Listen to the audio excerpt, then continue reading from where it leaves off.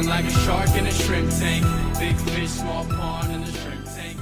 Hey, everybody, welcome to another episode of the Shrimp Tank. We're virtual today. I'm your co-host, Ted Jenkins, here with my co-host, Lee Heisman. Of course, every week on the Shrimp Tank, we bring you some of the brightest and best CEOs and entrepreneurs in and around the city of Atlanta and across the United States. Shrimp Tank has been lighting up studios for years all around the United States. Check out the podcast in Seattle and Boca Raton, in Charleston, South Carolina, and so many cities across the United States, where people want to hear these stories of entrepreneurs and really try to garner some great advice about street smarts and book smarts and learn, how do you start a business? How do you scale a business? And one day, how do you exit stage left? As always, you can get all of the broadcasts at shrimptankpodcast.com. Look at some of the great ones that we've done with Dave Wazalewski, one of the founders of Spanx, Brian Dawkins, Hall of Fame safety with the Philadelphia Eagles, and Tony Horton, the founder of P90X. And you can always get us at Spotify, iHeartRadio, Stitcher, SoundCloud, Apple Podcasts, Google Play, or anywhere around the internet. Today, I'm really excited to do this podcast, Lee, because we're bringing on Casey Robinson, who's the owner of Envision Office Solutions. But more importantly, when I opened up my first entrepreneurial venture in 2008, knew nothing about being an entrepreneur. More importantly, I knew nothing about buying copiers, phone systems, and most definitely furniture.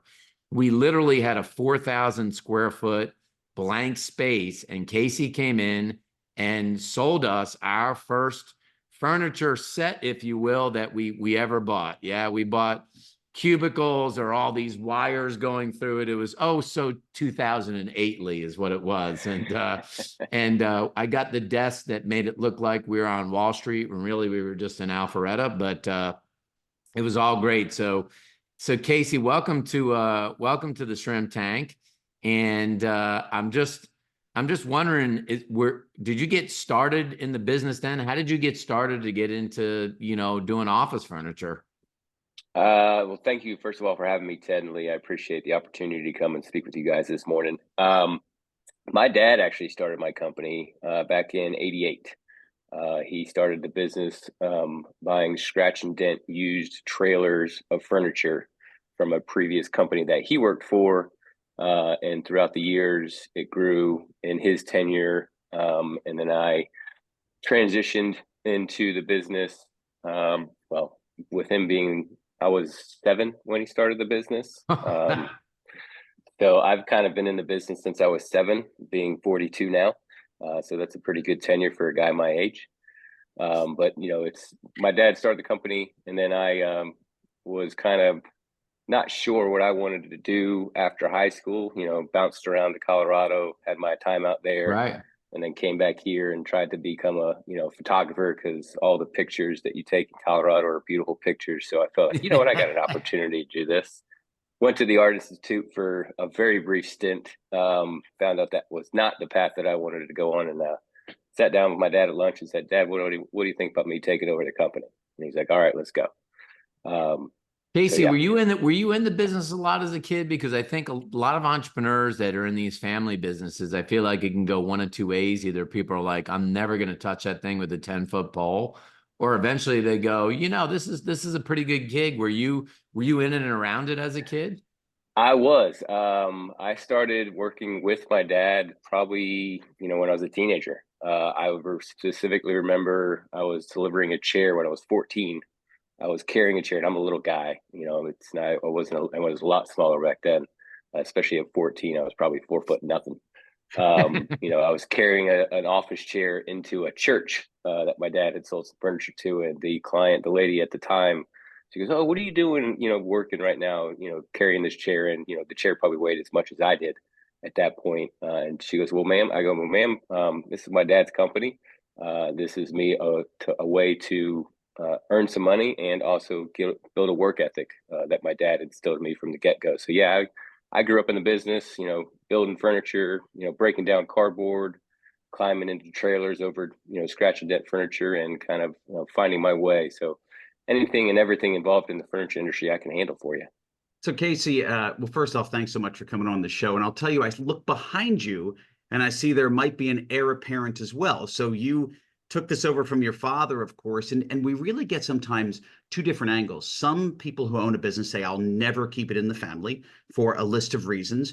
You are the beneficiary, and as you talked about working in hard and getting the hard work ethic, of being a part of that. Number one, is that beneficial? What is your thoughts on that? But number two, what is your plan for, I see behind you, there is someone that may be that same generational ownership of the business. Yeah, I think my dad instilled the work ethic in me very early on in my young years. I think it is very beneficial to have a strong work ethic, especially as an entrepreneur. I'm kind of have a head down mentality when it comes to work. If it's something, there's a task at hand, I'm going to do everything in my power and ability to make sure that I accomplish that goal, with the standards that I have set for myself and that my dad has set for himself as well. My son in the background is 4. We have, and the redheaded girl in there is my daughter, who's 14 now. My wife and I, we got married in 2015, and Cadence is my wife's niece that we have guardianship of.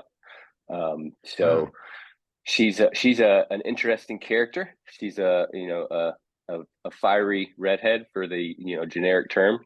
But she's great. She's a great student, and Jace is currently the joy of my life. And I would love for him to eventually take over if the office furniture industry doesn't fizzle away in the next coming years with all this AI technology coming out. So there's so much to cover today, but I really wanted to just start, like, when you think about this kind of business, it seems to me, when we started working with you, you all had a showroom, and there are a lot of furniture places that have showrooms. So number one, do you need a lot of capital to start this business? Because you must have to have some show inventory on hand. And how do you go about purchasing this stuff? Do you purchase most of the stuff from manufacturers here in the United States? Is most of it made overseas? How does that all work? My dad was very traditional in the sense when it came to, a big showroom. We had the building that you guys came into, Ted, when you guys first opened up your shop. It was 12,000 square foot building right on Alfred Highway on the corner of Sun Valley, which is now the Honda Carland parking lot. My dad owned That's what it is now. That's what it is now. So my dad owned that building, and he had to sell it in 2008, 2009 when the downturn came, and he still owns the billboard on that property, which is nice. So he gets a nice little chunk of change from that monthly. But no, I went a different direction from my dad. My dad was 9 to 5 Monday through Friday, 10 to 2 on Saturdays. And the best thing I ever did after my dad sold that building was shut down the space. So I don't have a showroom. I order all of my stuff direct from my manufacturers that I lead with to my clients. All of my manufacturers that I work with do have very, very nice high-end showrooms in and around Atlanta. So if I have a client that wants to actually physically go touch and see the furniture, I can take them to these nicer showrooms that my manufacturers have set up to show them their entire selection versus just a few pieces here and there that I'm able to have in my showroom. So my best decision I ever made was shutting down my 6,000 square foot warehouse, and it saved me about 40 grand a year. Wow. So Well, and in addition, Casey, other than saving you the money, it provides a much more larger breadth and depth of the offering to your clients, because anybody can look online, but being in person with the furniture seems to be much more beneficial. Yeah, and there are still those traditional people out there that want to, feel and touch everything. But, I have the capability to get out in front of my clients quicker than most, because I don't have to ask anybody what I need to do. That's the beauty of being an entrepreneur. If I have a client call me and say, hey, I'd like to look at some stuff, can you come out to the space and measure? Absolutely, I'll be out there tomorrow. 9 times out of 10, some of the larger companies out there that I compete and go up against don't have that capacity to where they can just drop what they're doing and get in front of the client. And if I have the opportunity to get in front of a client before my competitors do, my close rate is pretty good. I'm positive about that. And I rebranded my name to the Envision Office Solutions in 2013. And then moved my dad out of the business in 2015. So I say that in a nice way. But it is nice to be able to get out in front of my clients quicker than my competition. And the best thing that I always say is I've gone on client design meetings to where the client will use my company names, like, oh, we envision this for this space. To me, and Ah, to me, Yeah, smart. envisioning something comes before design. So you have to have the envision to understand what the design is going to be. So I call them the initial envision meetings. And it's always a kind of a catch when my client used that term or my potential client used that. It's like, all right, I got this one. So Casey, let's I just have knock to it out of the admit, park. first off, I'm going to steal what you said because Ted, 14 years ago, I had a new chapter of my life, and I moved my ex-wife out of my house when I Yeah, took custody of yeah. my children. So I didn't kick her out of my house. I moved her out of my house, like you moved your father out of the business, which is wonderful. Sure. Casey, so go back to something really important in your space. I've done this for years, as most entrepreneurs. And if you're an entrepreneur out there and you need furniture, you probably have experienced what I've experienced, which is you come in to say, I'm going to furnish my office, and I want to know how you address this. And suddenly you say, oh, I just need a few desks. I want something to look nice and professional. And I've always gotten sticker shock. And I'm not saying you're expensive, Casey, but I'm sure most people don't have any idea the true expense of furnishing an office in a nice fashion. You can be cost effective, but there's ranges. How do you deal with that with clientele? You can kind of judge that by the initial handshake you come with to a meeting a potential client. For me, that's something that I've always been able to kind of read the individual that I go to. And I think that's being in the business or around the business for as long as I kind of have that little edge. And I'm a relationship builder. For me, I'd much rather shake your hand than shoot you an email. So if I have the opportunity Yep. to get in front of you first, there is all different aspects and price points of furniture. I call it budget savvy versus high end. So budget savvy for me is something that's readily available, is somewhat customizable with a limited finish options. But then there's the more higher end product, like the Herman Miller that Ted mentioned earlier. That's you can pick your fabric, you can pick 15 different finishes. All the configurations are going to vary because no office space is the same size.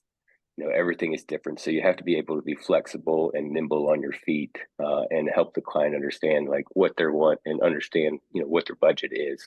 One of my first questions is, what's your budget? If people don't understand, if they say, oh, I got 50 grand to do 4,000 square feet, that gives me a lot of options.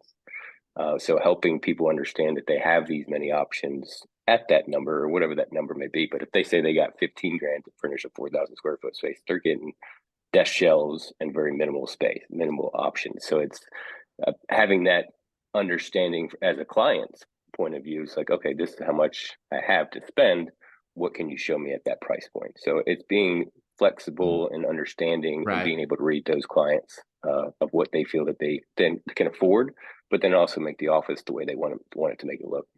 Casey, how much did the pandemic change your business? And now that a lot of companies have moved to hybrid and some people working at home full time, one, has it changed the business in terms of how you're operating and what you're selling? And two, are you doing any kind of model now where you're helping companies like deliver a home office, if you will, to people? I don't know if that's changed in the business at all. The pandemic was very detrimental to me. On 2020 when it actually hit and they kind of shut everything down. But the year following, in 2021, was one of the best years I've ever had. Wow. And that was due primarily in the fact that there was business that I was working with or clients that I was working with in during the pandemic when everything shut down, but they were Right. still in the process of opening a new space, so they still had to go. And I was, fortunate enough to be, the one man show that I am, to able to accommodate their needs and get them to show stuff and show product still within, and because they weren't going to not open the space. They were both small, privately owned companies, and I think a lot of the uncertainty within businesses and offices opening or not opening in that time was based on how they're being managed. If it's, like I said, if it's a privately owned company, 90% of the time, I would say they were still, in the office trying to run business as, status quo. But if it was managed by a board, then there was more overseeing and opinions about how many people they wanted to get into that office based on, health restrictions and all that stuff. So I'm fortunate enough to work in kind of the more private sector of businesses versus the larger corporate organizations, because The ones that are smaller, they have more opinions and they have more flexibility to where they're not being managed or, for lack of a better term, being puppeted by a board that says, you can't do this, we can't do that, because, we have to make sure that as a whole, things are okay. So I've been fortunate enough to work, in where I live in Alpharetta, as you know, Ted, your office is here. So there's a lot of technology in this city. And technology has driven a lot of offices to Sure. become smaller footprints, but still have the amount of workforce that they need. So, when we did your office, Ted, back in the day, it was big cubicles, dividing walls and stuff in that category. Right. Now it's kind of standing desks and, small little dividers to where people can still see over them and have Yeah. those, I those was in office the I conversations. was in the New York Post Office on Monday, and I was blown away seeing the newsroom floor because nobody had an office. There were just some huddle rooms, if you will. And then it almost looked like triangular, like three people in one like station where they could all see each other. And that was just Mm-hmm. strewn across the entire floor, a massive floor, and the same at Fox as well. So I can see that. I really wanted to because I've watched the way that you kind of built the company and what you've done in Alpharetta. For viewers that are watching, I feel like a lot of your marketing, has been done through community marketing, meaning that you're on Rotary and you're involved heavily with the Chamber of Commerce. And, there's a lot of people that have gone way over here to spend money on digital, but, I feel like you've done a lot in the community. How do you use that, to grow business and what you do in the community, and why is it important to be in the community, no matter what your business is? Great question. I feel putting and showcasing my community efforts and my community service that I do in and around my community helps your business grow. There's certain things that if you have two companies walking side by side and you got one's got more that's a little bit walk hand in hand within the community, like Rotary and the Alpharetta Chamber and all that stuff. Like again, I mentioned I'm a relationship builder. If I can connect somebody, regardless of whether I get that business up front, that Right. business may come 5, 6, 7 years down the road, and I'm okay with that. I So understand. great. I am not a pressure salesman. I've never been that way. I don't feel like I need to. I feel like the relationship that I can establish with you is good enough to understand that I'm not going to let you down. And I think walking hand in hand with the community organizations that I'm a part of and that I've kind of been with for 10, 15, 10 years now, strengthens those relationships with those clients that do meet me out in those things. I think being community driven is a big drive and a deciding factor for anybody that's looking at my business to potentially partner with for their furniture needs. That's a strong support system within the community that shows like, okay, he does well, not just for business, but he also gives back to the community, and And how that's a much big time thing does for it me. take you every week? Does it take you a lot of time, because you only have time or money. It's only two ways to do marketing. So you're putting a lot of time in here, but is it 3 hours a week, 5 hours a week? But you make it a priority, don't you? I have to, and that's the thing is probably Rotary, we meet every Friday morning for an hour, and we fill the room with 80 to 120 individuals every Friday morning, and Wow. that's my biggest network. I don't do Rotary. I'm not the president of my Rotary Club for business. My Rotary organization, the Alfred Rotary Club, is a service above self. So you're never going to see me handing out a business card at my Rotary meetings. That's me building relationships and cultivating relationships within my community with like-minded individuals that also have that service mind as well. But one of the sayings that one of the previous presidents has told is like, I didn't join Rotary for my business, but my business has never been better because of Rotary. So, and it's one of those things that resonates with me. Like if I can garner a relationship first, the business likely will follow because everybody has to sit in a chair. Everybody's got to work at a desk. So as long as they know that that's what I do, that's the Rotary side. The chamber thing, that's chamber, especially the Alpharetta Chambers, is more a smaller, closer knit group. And we appreciate the time you came and spoke at the event we had a couple months ago, Ted. So that's something that, again, it just garnishes relationship and shows the people that I meet as a entrepreneur, it's like, okay, he's out here, pounding sand, doing what he can to get things done, doing it the right way, in my opinion, of, establishing a relationship and then seeing where that goes from there. I'm not going to push anything on any of my clients. So that's not how I go about my life or my business. So I got to ask Casey, entrepreneurs viewing this now and listening think, okay, Casey's been doing this since he's been 14, right? In some capacity. He knows the business inside and out before he even began and took over the business and moved his father out of the business. I want you to get real, and I know this is true. Although you've been involved for the majority of your life, give me the top biggest mistake you made when you took over the past 10 years, because everybody thinks, Casey, you're walking on water, right? You don't do anything wrong. You've been doing this for decades. Clearly, you're human and you're an entrepreneur, so you really never learn by the good stuff. You learn by the bad stuff. So talk about one of the glaring things that you've made a catastrophic mistake with that you had to pivot on. Well, for lack of I'm trying to think of the best way to word it to where I don't sound like I don't know what I'm doing. No, it's one of my biggest shortfalls. I don't call it a mistake. I call it a shortfall. Is probably a lot of planning. I lead with my heart when it comes with stuff, and what that's in business and in life. So one of my biggest shortfalls is organization, when it comes to that. So being organized and defining the path that you want to go. I have the path up here. My biggest thing is putting that on paper. And that's probably one of my biggest shortfalls is, defining that on a piece of paper to where, I could relay this onto somebody going down the road. Whether that's, again, the business model. I have the business model because I've been running this business, or involved in this business for since I was 14. So it's like, I understand my business model, and being that I am just a single entrepreneur person, I don't have any other employees. That is probably my biggest mistake. And, again, shortfall of, not having that plan in place. But again, I feel like I've been very fortunate in my career, in this office furniture industry.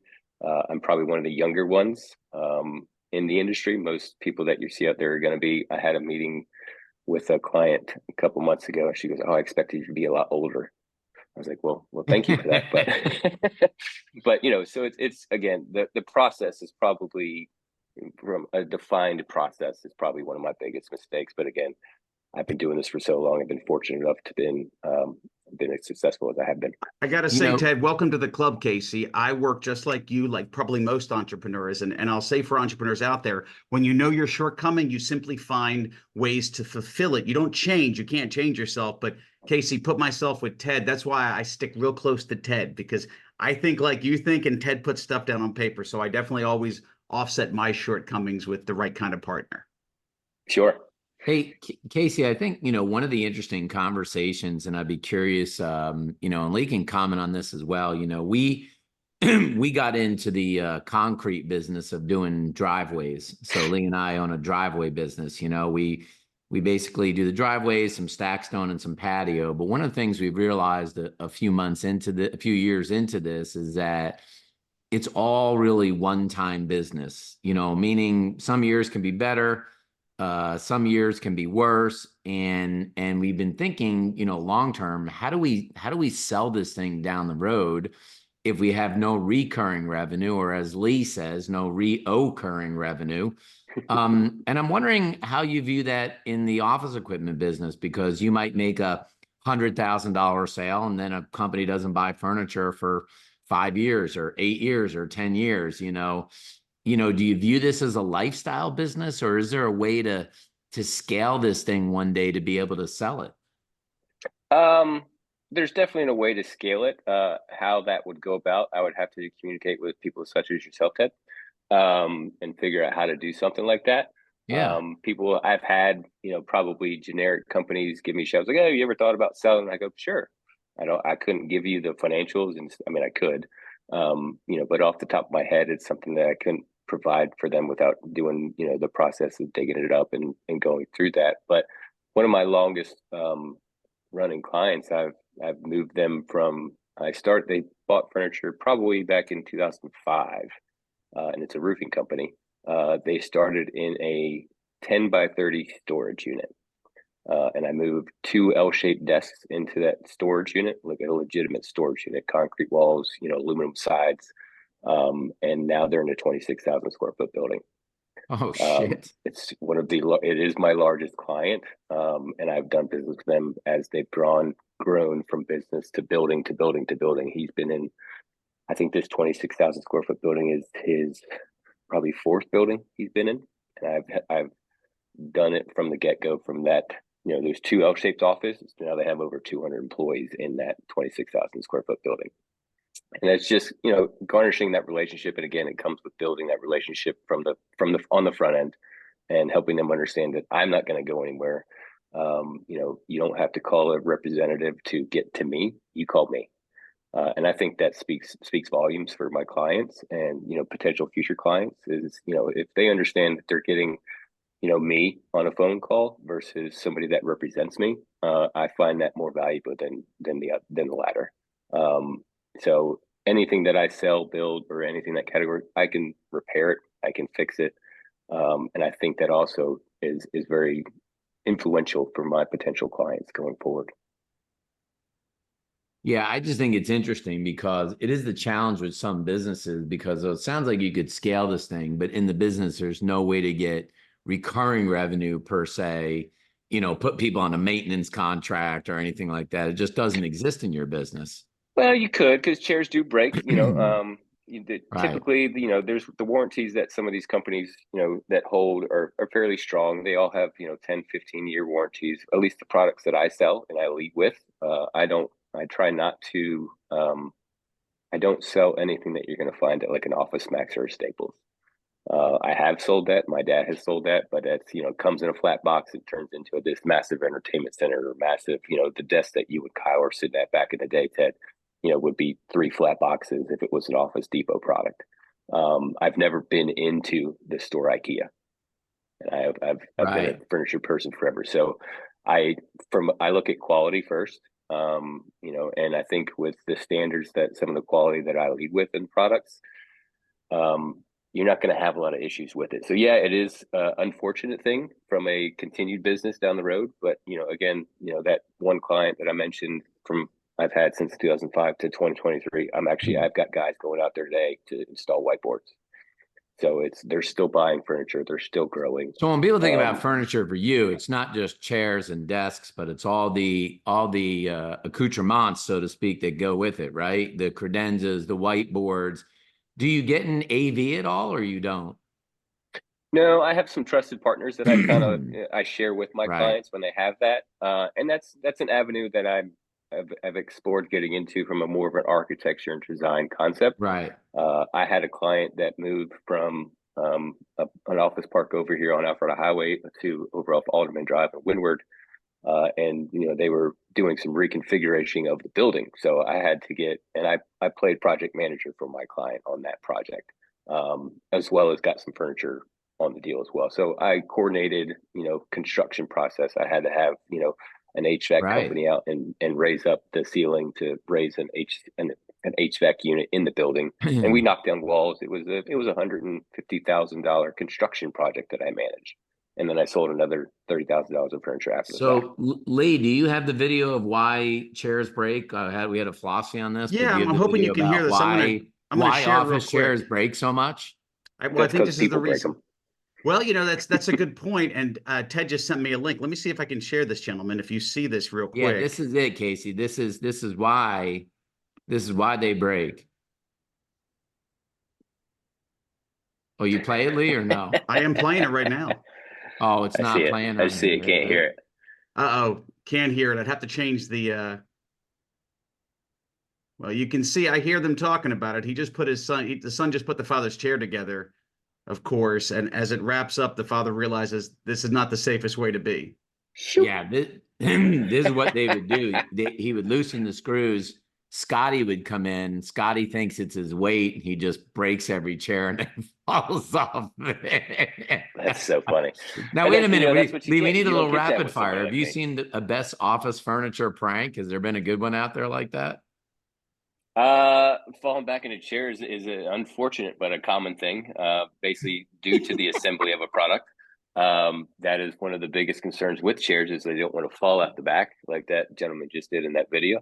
But that's because they thought they could do it on their own. Who's Casey, who's the best maker of furniture now that we've never heard of? Is there a company like people just haven't heard of they should be looking at?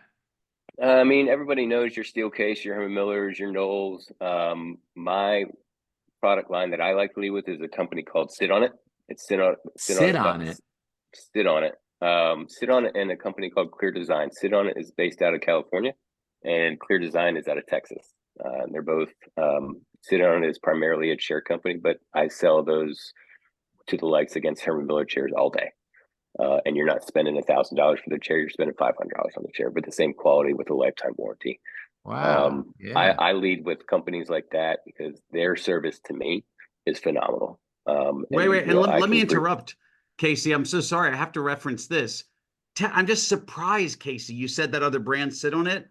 Wasn't that the top line from the Fonz, Ted? Yeah. Wouldn't you tell everybody to sit on it? Sit on it. Is it really? That's funny. No, they're a great that's company. when TV was G-rated, Lee. That's when it was G-rated. Otherwise, they would have said other stuff now. But it's one of those companies that they have a bunch of different product lines that you can get from, different quality chair, different price points of chairs. The quality is all the same. But it's, different styles, different, every chair sits different to every person.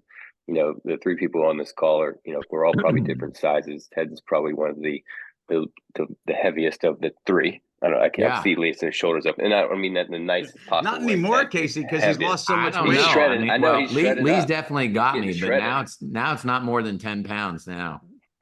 Yeah, when we saw you the other day, Ted, I was like, "Hey, you slimmed down. It looks good." Not that you were large, but just the largest individual of myself. You were taller than I am, so I mean that, not in a way, in the nicest way. Yeah. No. Actually, it was to Lee's credit. It was all him. He gave me a better diet and better overall program. That changed it a ton. It wasn't my workouts. Yeah, it's all nutrition. Those ice baths you're doing too, right? And the ice baths he's doing, he's doing it all. You can give out somebody fish, but you can teach them how to fish and what they do with it, Casey. You already know this. So Ted will pass credit along. He's a machine. You simply plug him in, dial him in, and he's going to take it to the end. You already know that. There you go. Yep. Well, this has been great, Casey. I'd love to tell the audience today that you obviously do business all around the United States. I do actually. Primarily Southeast, but I have a client in Texas. I got Charlotte, Charleston, a couple up in Memphis. I've actually shipped product out to Seattle. I used to sell on Amazon. I don't do that anymore just because Amazon's a juggernaut. And the margins with stuff that I can sell when it comes to chairs is the primarily product that I sold on Amazon. The margin's slim down, and getting in front of somebody and providing a better service opportunity. That's my biggest thing. If I can get out to my client, and I have no problem going around the Southeast to get to my clients. I drove up to Memphis in a van with 7 L shapes that I need to assemble by myself, and I was back the day after. So what's the easiest way for folks to get in touch with you and learn more about Envisions? And if they need to redo their whole office, or they're starting a new office and they want to use you. I've never used anybody else, folks, in any of my business. I've always used Casey. He's always done a great job, and his company's always come through, and it's always been fairly priced and installed on time. So how can they get in touch with you? Well, you can go to my website, envisionos.com. There is a request a quote tab on there that you can look through and get to, and that comes directly to me. There is nobody within my company that all of the information comes to me. That's what I prefer, and that's what I enjoy, because I am the most knowledgeable than anybody else that I might have work for me come to me. And then you can also phone number 770-998-4899. That also comes direct to my cell. And then we also have the social media outlets, Facebook and Instagram as well. So I'd love to have you guys out. It's awesome, man. Well, congratulations on your success, and love seeing what you do for the community here in Alpharetta. And great story, just a great story, man. So we love hearing these entrepreneur stories. It's what we do every week right here on the Shrimp Tank. And this is an amazing business. It's one that people are going to need all the time. I feel like it doesn't matter what happens with technology.